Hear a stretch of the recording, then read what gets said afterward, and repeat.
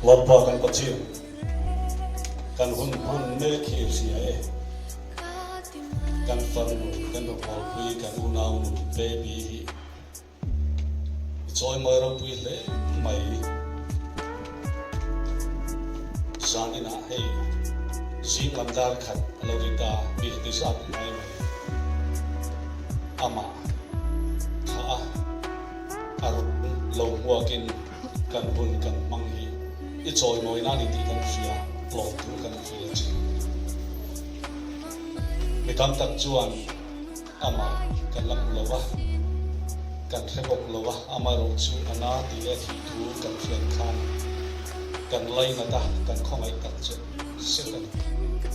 Chan chin kan fian khan, kalam ron pan tu point abuai thak le mai ti te ma se nang ma kong irwat saka. Hasana kam darkara polen ruat saka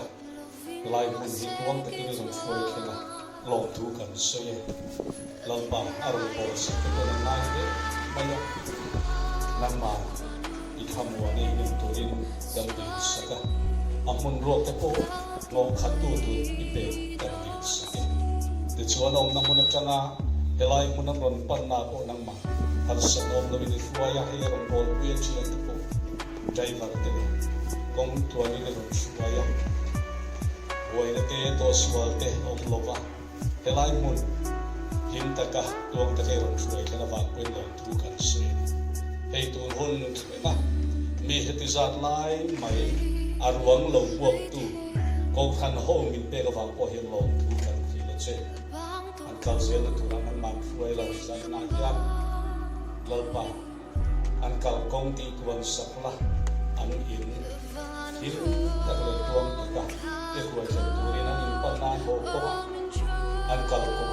ko ai kin kharau ya ki fuai che i he na kan lo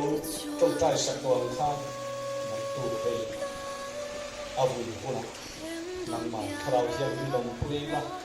abu tu reven zo ram boy ko kharau ya ni long pui la Ewin ko te hi ta ka nung ta ka an mang the na tu kharau ya ni kai tuai o pi che lai na cha kan kin dam lo ko kan pe lo om la mi mai na le mi khoi na kan don zong so ai yan lo tu kan pe cha nang in choi mo na ro na cha che una he khawpmai su krista khoi na te pa pathian mang na te kharau thiam hin po na le khoi na om pui na dom ta chu be bi na kal san ta ko tan ho te a chu te zong so una le cha tu ni lo se